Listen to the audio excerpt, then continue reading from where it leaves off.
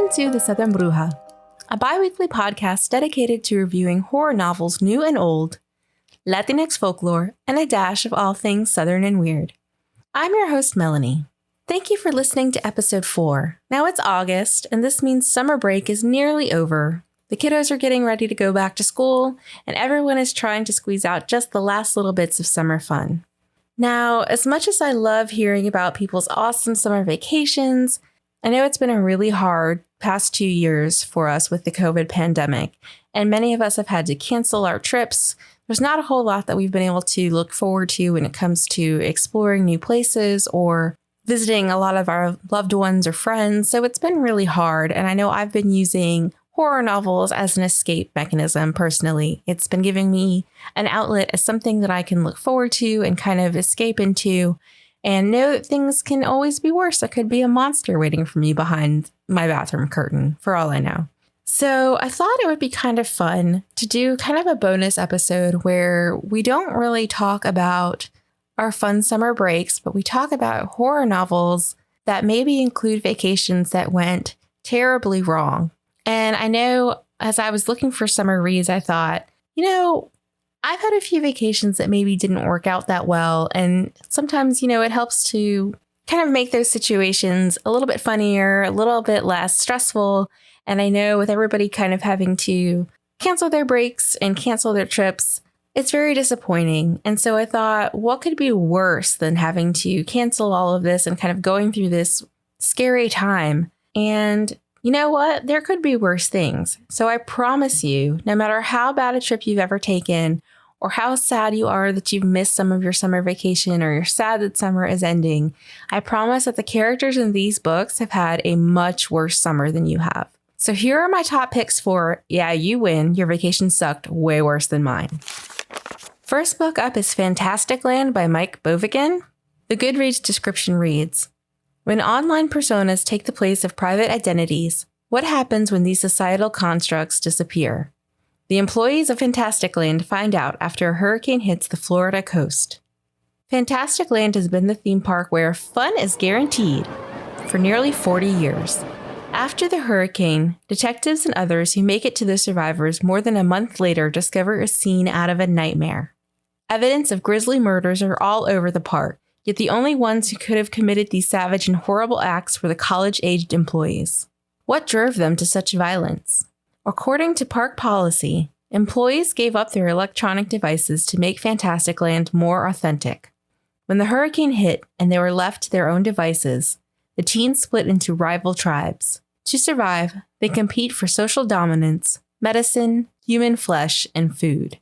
So Fantasticland is really kind of the ideal book if you are a fan of Lord of the Flies or have ever worked at a theme park. I actually am a former Disney cast member, and so I got a real kick out of reading this book and their descriptions of kind of the underworld of working at a theme park where you've got these kind of sticky polyester uniforms that you're having to wear every day. And there's usually at least at Disney, there is kind of an underground tunnel system where all of the cast members go and you have your breaks there and there's a cafeteria and you kind of have this area that is just employee only and it's hidden from all of the attendees at the park. And a little bit of the magic gets lost when you're kind of in this underground world of theme park work. But this book was really fun having that kind of experience. And it's also very dark and you kind of wonder about what pushes people to act the way that they do. And if you live in an area that has a lot of natural disasters or storms, you can kind of relate to the panic and kind of isolation that these people are feeling when the hurricane hits.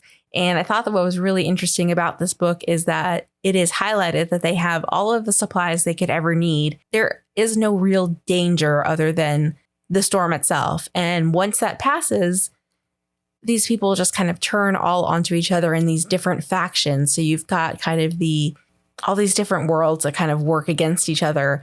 And it's really interesting. There's a group that are kind of like the pirates, and they are the kind of the badasses of this group. And they really go for kind of that kill or be killed attitude. So Fantasticland, again, by Mike Bockoven, is just really a great read. It is ideal for fans of Lord of the Flies or Battle Royale.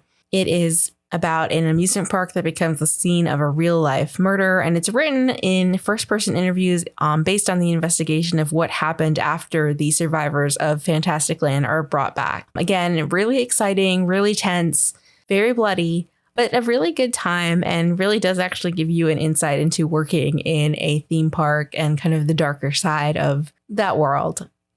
So another book I would love to talk about is Camp Slaughter by Sergio Gomez. The Goodreads description says, "It's a local legend. No one is sure if this Camp Slaughter place is real or not, but a group of college kids renting out a cabin deep in the woods of Pennsylvania will soon realize the truth. They'll realize the danger too, or rather, the cannibal out in the woods who brings the danger to them."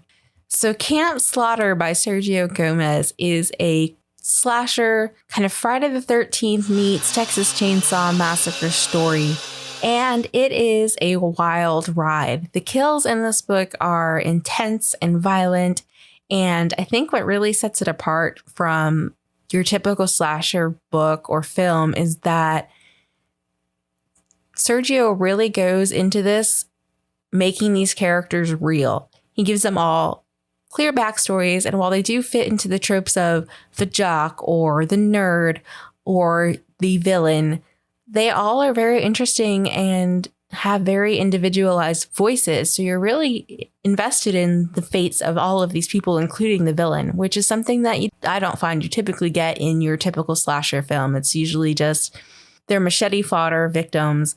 You don't really feel an attachment to anyone.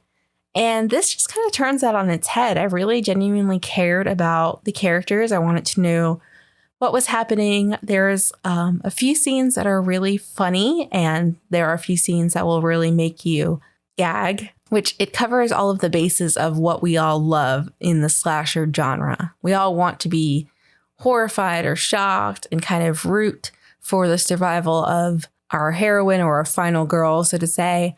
But this is really interesting too, in that the main villain has this intense backstory, and there's a lot of Latinx culture that is blended into the story, which for me is just mind-blowing. I know as someone of a Latinx culture, there is so much of the supernatural and ghost stories and kind of this spooky world that is part of the culture. And I feel like a lot of Latinx people are drawn to the horror genre because it's just part of our culture. It's part of what we knew growing up, and it didn't seem all that strange. And Camp Slaughter really leans into that. It leans into having a character that has a supernatural element to them, has this connection to the spiritual world. And there's one character that uses that as kind of a way to live and deal with trauma. And another character who is kind of using that spiritual link in a not so great way. But it's all very, very well done. It's very well written. It's a lot of fun. And there's actually going to be a follow-up to this very soon. So I definitely would suggest Camp Slaughter, especially if you're somebody who likes to spend time outside in the woods and you're feeling down about maybe missing your camping trip or not getting to go on your hiking trip. This will make you feel so much better that you did not go, I promise you. So the next novella that I wanted to talk to you all about is called Hope Wharf by Mark Towse. The Goodreads description says, Hope Wharf is an idyllic town surrounded by crystal blue waters and home to approximately 200 residents, including best friends Ryan and Zach. There's only one road in and one road out, and the locals like it that way. Happy to cater to the tourists during the holiday season and keen to get their idyllic town back in the off-season. It sounds perfect, but there's a catch. The last time a local allegedly tried to leave town, they were found on the side of the road with mist coming out of every orifice. Tourists can come and go as they please, but it's forbidden for locals to leave. And from an early age, children are told about what happens if they try. Poor old Tommy Nichols used as an example. Ryan and Zach are keen to uncover the town's secrets and arrange a midnight stroll down Melville Road to test the rumors out for themselves. So this is a novella. It is only about 100 pages, give or take. It's a short read, but this packs a punch. When I tell you that I was wholly invested in the characters in this story, Ryan and Zach are these adorable preteen children that are really trying to figure out why they're stuck in this town and what the history is of the town and why they can't leave. and are kind of yearning for something outside of their little world. And the way this story ends blew my mind. I mean, this story from beginning to end is just a page turner. Like I said, it's very short, but there's so much included in here, and it's very hard to talk about it without giving spoilers. This story really made me care about Ryan and Zach. They're two preteen boys, and they seem very real, which I think is a big draw from this story. Mark Towse has really created these characters that their dialogue seems real. You could see these two young boys actually existing in a small town and trying to figure out their world and what their fate means to them. Again, this town is idyllic. It is by the water. It just sounds like this beautiful little place. Kind of reminded me a little bit of Coney Island in New York. The descriptions has a little fair that brings tourists there, and there's a candy shop that has these amazing candies and is attracting locals. And I just can't say enough about this story.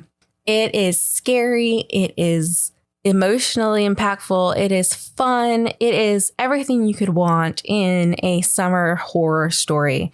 Again, it's very short. Mark Towse did an amazing job of taking a story and really using every single word on that page. There's not a word that doesn't have an impact on the story. It is just so good. So good. Again, that's Hope Wharf. Can't say enough about it, but I can't tell you too much because that will lead to spoiler territory and nobody likes that. Please just go read it. So the next story I want to talk about is a story that will definitely make you feel better about canceling all of your summer plans and staying inside in the AC. It's called The Troop by Nick Cutter. The Goodreads description reads, once every year, Scoutmaster Tim Riggs leads a troop of boys into the Canadian wilderness for a weekend camping trip, a tradition as comforting and reliable as a good ghost story around a roaring bonfire. But when an unexpected intruder stumbles upon their campsite, shockingly thin, disturbingly pale, and voraciously hungry, Tim and the boys are exposed to something far more frightening than any tale of terror, the human carrier of a bioengineered nightmare. A horror that spreads faster than fear. A harrowing struggle for survival with no escape from the elements, the infected, or one another. So, The Troop. This book took me a really long time to pick up and read. I had so many friends tell me that I needed to read this Nick Cutter story, but they did warn me, and I will say that this is a massive, massive trigger warning. There is a lot of animal cruelty and violence in this story. And for me, that tends to be something that I can't stomach. And I tend to not read books that have that in the story. But it was recommended by so many people that I decided to go ahead and pick it up and take a chance and see if I could get over that kind of sensitivity and see if I could read the story and see what everybody was talking about. So The Troop is definitely what I would categorize as more gross out body horror. There are some horrifying elements to the story. Psychologically, the boys that are members of this troop, there are a few that you really truly root for, and there are some that you really cannot wait until they are gone from the story. Nick Cutter did such an amazing job of building tension, and it's really, really a disturbing story. And while there's this biochemical weapon that's being unleashed on this island, unbeknownst to these young children, it's really the way that these children turn on each other or lean on each other that is really the heart of the story. This also kind of has a Lord of the Flies feel to it, which is interesting. A lot of these stories are kind of kill or be killed, young children kind of figuring out who they are during these traumatizing situations. The Troop is something else. It is bloody. It is gross. It is sad. It is funny. But again, there is quite a bit of animal cruelty. There is lots of body horror. So this is not for the faint of heart. But Nick Cutter is such a good writer. And honestly, I was very invested in the outcome of this troop of children and their camp leader. And I wanted to know, I was really hoping that those children that I was rooting for would make it out, not only alive, but to be happy. And having characters to root for and really get engrossed in their fate is something that, when horror is done right, is just so perfect. And Nick Cutter gets it right. This is probably one of the gorier stories that will be on this summer list, but I think if you are willing to take a chance, this is creepy. It's got elements of Lord of the Flies. It's very much, there's some biochemical creatures. So this is a bit of a creature horror nightmare fuel is really what The Troop is. So again, that was The Troop by Nick Cutter, which is just gross and wonderful. And I do recommend it if you can stomach or get over some of the more violent aspects. There is a character who is psychopathic, and he does enjoy the torture of other people and of animals. And that is definitely something that's not shied away from in this book. There's also some scenes where the children are kind of doing whatever they can to survive. And it is very heartbreaking and very sad. And it's just a character study, really, in what people become when they're faced with a difficult situation. So again, The Troop by Nick Cutter, not for the faint of heart, but an excellent, excellent story. And you will definitely not feel bad about staying home, drinking some tea, and reading the story instead of going out camping or sitting by a bonfire. Trust me, you will be very happy that you did not do that this summer. The last book I wanted to talk about is The Saturday Night Ghost Club by Craig Davidson. The Goodreads description reads, growing up in 1980s Niagara Falls, a seedy but magical, slightly haunted place, Jake Baker spends most of his time with his uncle Calvin, a kind but eccentric enthusiast of occult artifacts and conspiracy theories. The summer Jake turns 12, he befriends a pair of siblings new to town, and so Calvin decides to initiate them all into the Saturday Night Ghost Club. But as the summer goes on, what begins as a seemingly light-hearted project may ultimately uncover more than any of its members had imagined. With the alternating warmth and sadness of the best coming-of-age stories, The Saturday Night Ghost Club is a note-perfect novel that poignantly examines the haunting mutability of memory and storytelling, as well as the experiences that form the people we become, and establishes Craig Davidson as a remarkable literary talent. So I had to include The Saturday Night Ghost Club because something I found out, and I may be the last person on earth to realize this, but Mr. Nick Cutter, the gory camp-killing author of The Troop, is actually Craig Davidson. And The Saturday Night Ghost Club is just such a departure from The Troop. I can't believe they're the same author, but they are. Just written under a different pen name. And this is really a coming-of-age story that's very much in the vein of It and Stand By Me and Stranger Things. It is, I wouldn't say gentle horror, but it's very much more of a character study in these children and this uncle and what happens over one summer and the tragedy that is kind of discovered during the summer. There's so much about the story that is just beautiful and well done and horrifying. And it really talks mostly about the magic of growing up, covering this one summer and how you don't really know the secrets of the people that you love. And maybe you think you know their backgrounds, or you think you understand where they're coming from when they do certain things or act a certain way, and you really don't. And like, this story is really just something that it tore my heart out. This is just a beautiful, beautiful story with all of the elements that I just love in a book. It has scares, it has drama, it has characters that you can believe in. There is definitely just so many things in the story that are really endearing. It's really just a gem of a story. It is a rich book filled with nostalgia. I don't want to say too much about this again, but it's definitely one of those books where there's no way that you can read this and not be affected in some way. This is definitely a book that I could recommend to somebody that would say, I don't read horror or I don't like horror novels. I would actually recommend this as kind of a starter book to kind of bridge that gap into what horror is really about and horror at its best. And again, I really couldn't believe that Craig Davidson and Nick Cutter were the same person. But now that I'm talking this with all of you, I can see where his ability to bring these characters to life and make us invest in these children, both in Saturday Night Ghost Club and in books like The Troop, is just, again, it's amazing how well written these characters are. And this is much more of a creepy mystery tale around the campfire kind of story, but it's heartbreaking. It's beautiful. It is well done.